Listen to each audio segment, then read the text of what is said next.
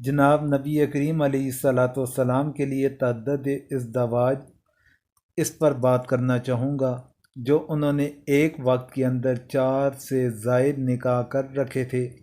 تو اس کے اندر حکمتیں کیا تھی؟ کیونکہ جناب نبی کریم علیہ الصلاۃ والسلام کے کثرت نکاح کرنے کی وجہ سے اہل باطل کی جانب سے کافی اعتراضات کیے جاتے ہیں۔ تو اس پر بنیادی طور پر جو حکمتیں تھیں تو وہ انشاءاللہ العزیز آپ کے سامنے مختصر انداز کے اندر ذکر کرنے کی کوشش کروں گا۔ سب سے پہلی بات تو یہ ہے کہ جناب نبی کریم علیہ الصلاۃ والسلام کی ذات والا صفات سراپہ رحمت و برکت ہے۔ تبلیغ احکام، تزکیہ نفوس اور ابلاغ قرآن آپ کا سب سے بڑا مقصد بعثت تھا۔ آپ نے اسلام کی تعلیمات کو اپنے قول اور اپنے عمل کے ذریعے سے دنیا کے اندر پھیلایا۔ تو پھر جناب نبی کریم علیہ الصلاۃ والسلام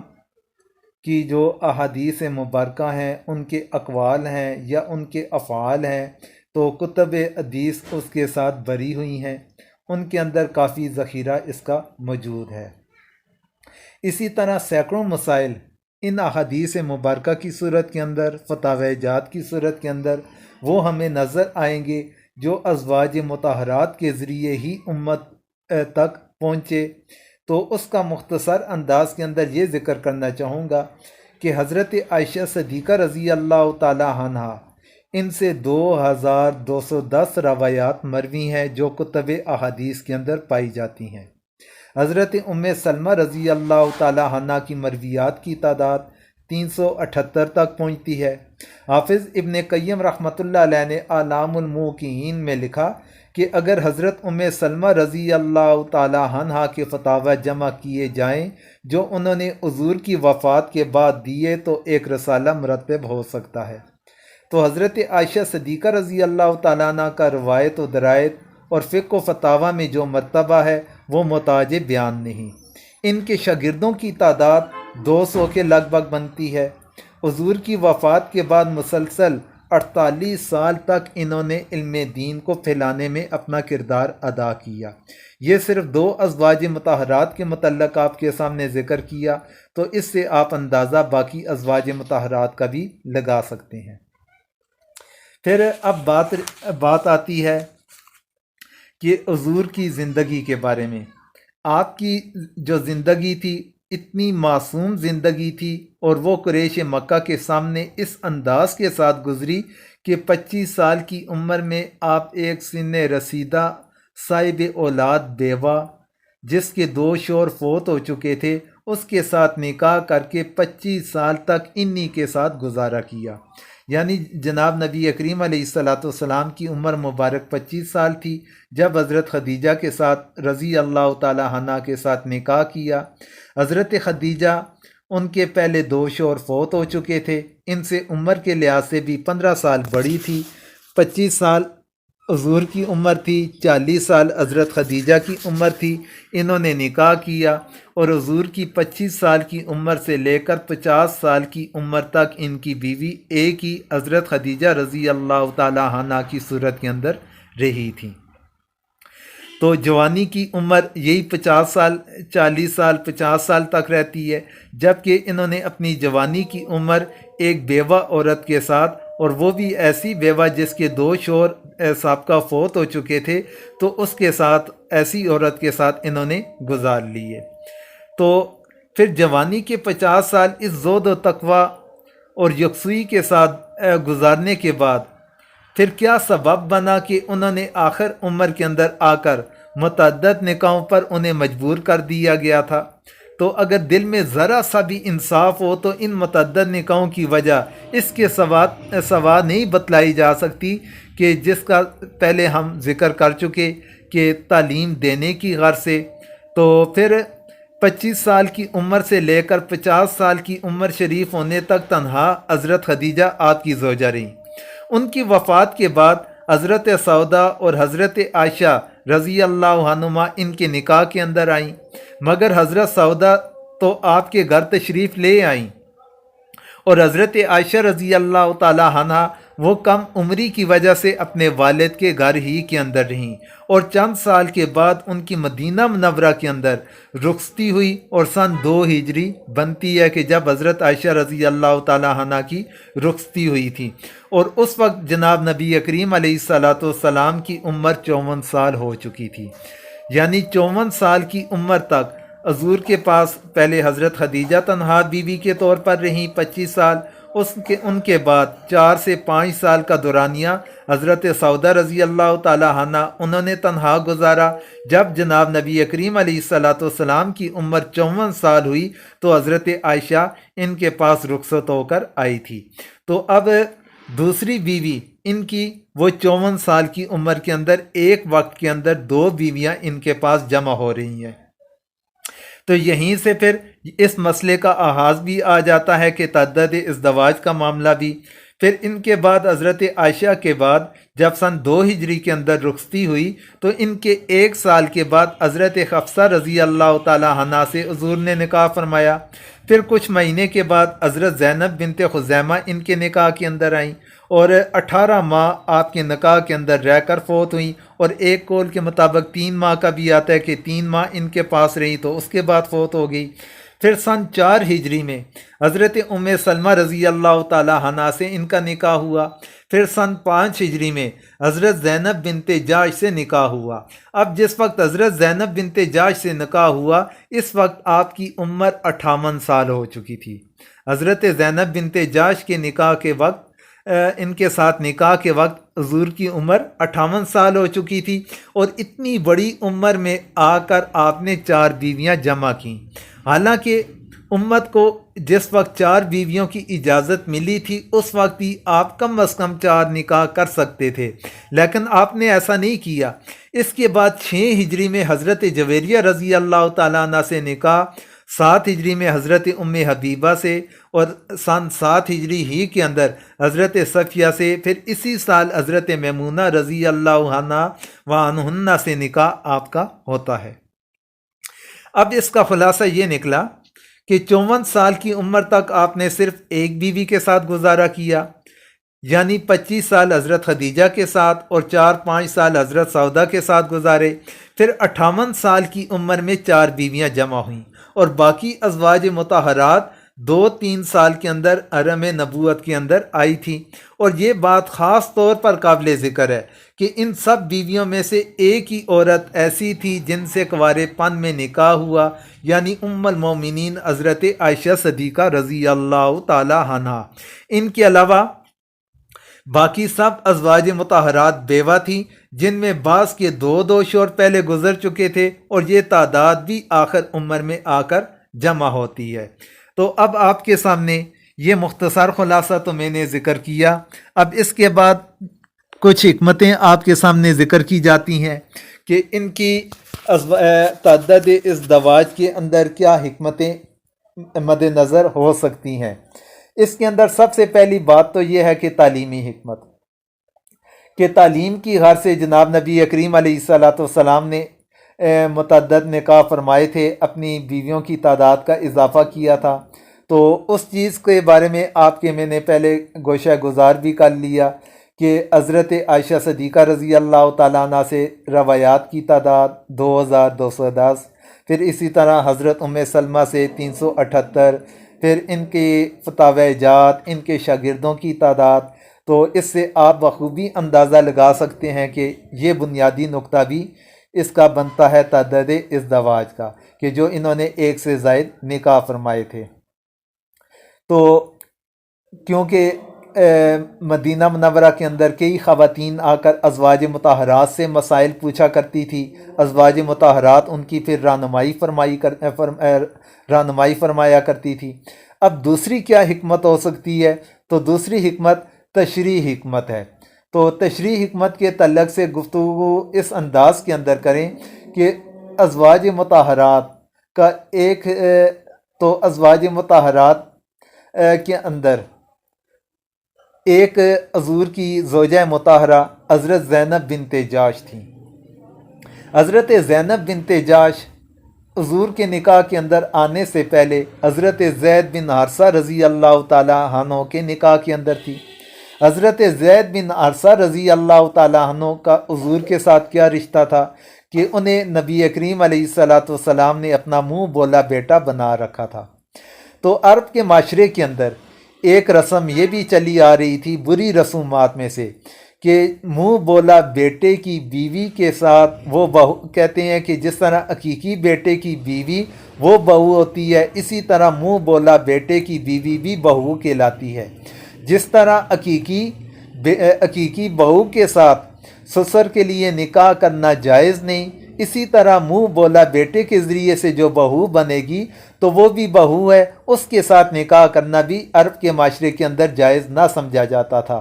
تو اللہ تبارک و تعالیٰ نے اس چیز کو، اس رسم کو ختم کرنے کے لیے،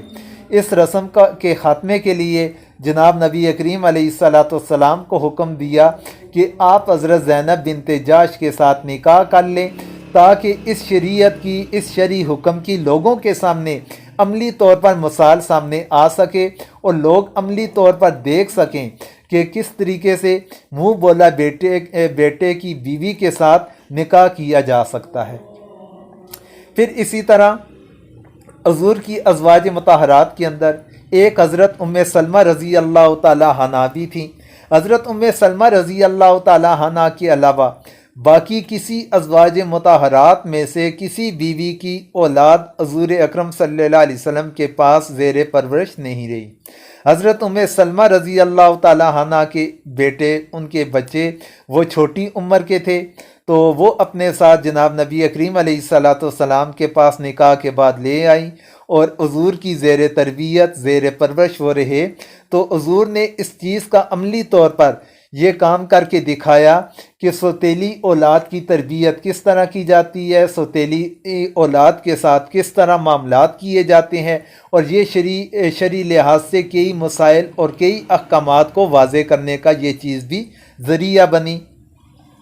پھر تیسری حکمت معاشرتی حکمت، یعنی ہمارے معاشرے کو مد نظر رکھتے ہوئے وہ حکمتیں بھی مد نظر تھی، جس طرح جناب حضرت ابو بکر صدیق رضی اللہ تعالیٰ عنہ، ان کے ساتھ حضور کا انتہائی قرابت کا رشتہ تھا، ان کے ساتھ کہ انہوں نے ہر معاملے کے اندر حضور کی تصدیق کرنے کے اندر پہل کی تھی، مشکل ترین حالات کے اندر حضور کا انہوں نے ساتھ دیا تھا۔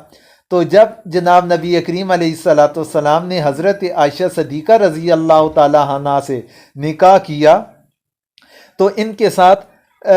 اس احسان کا ایک بدلہ دینا بھی مقصود ہو گیا جو حضرت ابو بکر صدیق رضی اللہ تعالیٰ عنہ نے مشکل حالات کے اندر حضور کا ساتھ دیا تھا،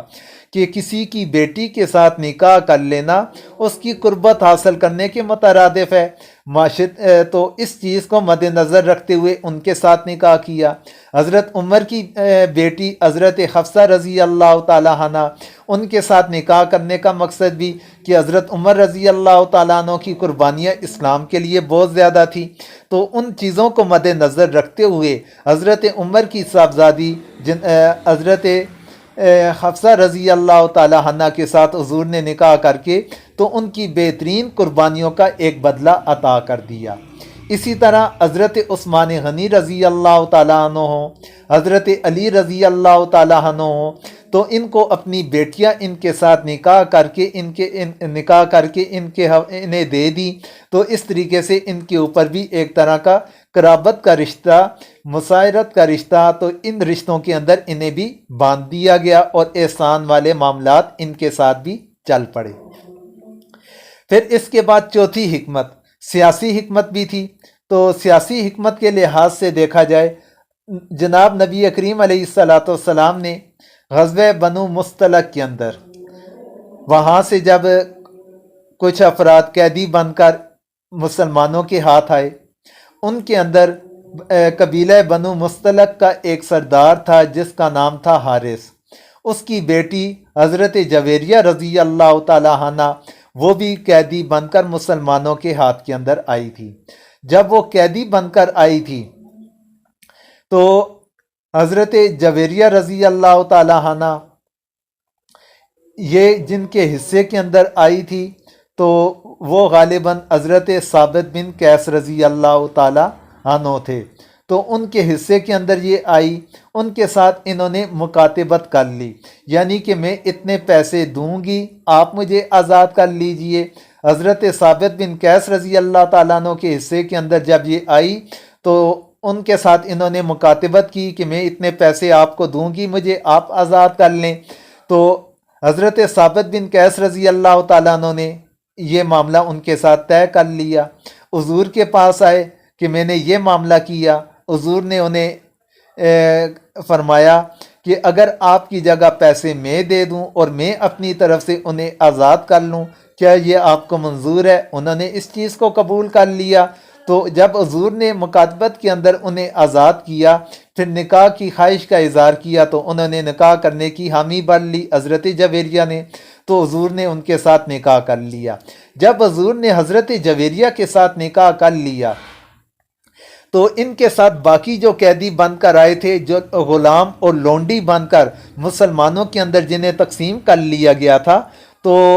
جب صحابہ کرام نے دیکھا کہ حضرت جویریہ حضور کے نکاح کے اندر آ گئی اور ان کا جو خاندان کے افراد ہیں وہ ہمارے غلام اور لونڈیاں بنی ہوئی ہیں، حضور کا سسرال ہمارا غلام اور لونڈیاں، یہ چیز ہم برداشت نہیں کر سکتے، اس لیے صحابہ کرام نے ان تمام قیدیوں کو جو غلام اور قیدی تھے انہیں آزاد کر لیا۔ جب صحابہ کرام نے یہ عمل کیا تو کئی افراد نے ان میں سے اس چیز سے متاثر ہو کر اسلام کو قبول کر لیا۔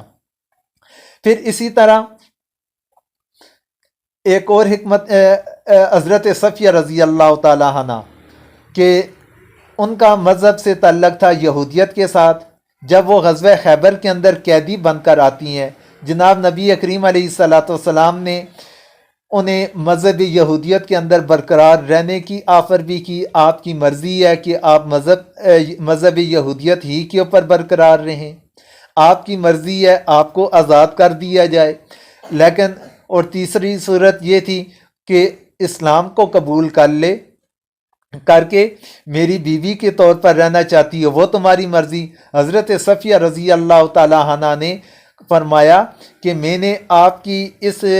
فرمائش سے پہلے کہ آپ اگر اسلام قبول کرنا چاہیں تو میں اسلام قبول کر چکی، مذہب یہودیت کو میں نے چھوڑ دیا، اسلام میں نے قبول کر لیا، آپ کو اللہ تعالیٰ کا سچا نبی اور رسول تسلیم کر لیا، اس لیے میں آپ کی بیوی بننا یہ زیادہ پسند کرنا چاہتی ہوں۔ تو اس طرح جناب نبی کریم علیہ السلام نے ان کو اپنے نکاح حرم کے اندر لے لیا۔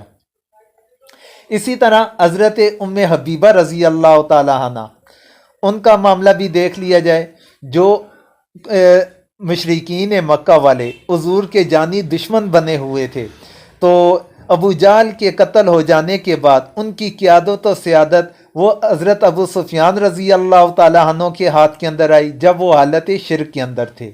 تو ان کی قیادت یہ کر رہے تھے۔ اب ان کی بیٹی کے ساتھ نکاح کرنا ان کے دل کو نرم کرنے کے مترادف تھا، تو حضرت ابو سفیان رضی اللہ تعالیٰ عنہ نے کسی موقع پر اس چیز کا اظہار بھی فرمایا تھا کہ جب حضرت ام حبیبہ کے ساتھ حضور کا نکاح ہو چکا، کیونکہ جس وقت ایک عورت کے ساتھ نکاح ہو جائے تو اس کے والدین بھی اپنے داماد کا خیال رکھتے ہیں، اس کے ساتھ وہ دشمنی اختیار نہیں کرتے۔ تو حضور کی یہ متعدد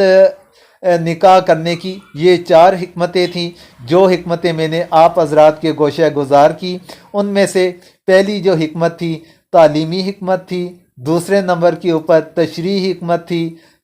دوسرے نمبر پر، اور تیسرے نمبر پر معاشرتی حکمت تھی، اور چوتھے نمبر پر سیاسی حکمت تھی، جو حضرت ام حبیبہ رضی اللہ تعالیٰ عنہ کے ساتھ حضور نے نکاح فرمایا تھا، وہ ایک سیاسی حکمت کے طور پر تھا۔ اس طرح یہ 4 حکمتیں آپ کے میں نے گوشہ گزار کی، تو امید ہے کہ حضور کے کثرت نکاح کی اصل اسباب تک آپ پہنچ چکے ہوں گے۔ اصل ان کی وجہ یہ تھی کثرت نکاح کی، جو اہل باطل مستشرقین وہ لوگ باتیں پھیلاتے ہیں، تو اس چیز کا دور دور کے ساتھ بھی ان کے ساتھ تعلق نہیں بنتا۔ انہی الفاظ کے ساتھ اجازت چاہوں گا۔ آخر میں آپ تمام مرد و خواتین سے دعاؤں کی درخواست ہے۔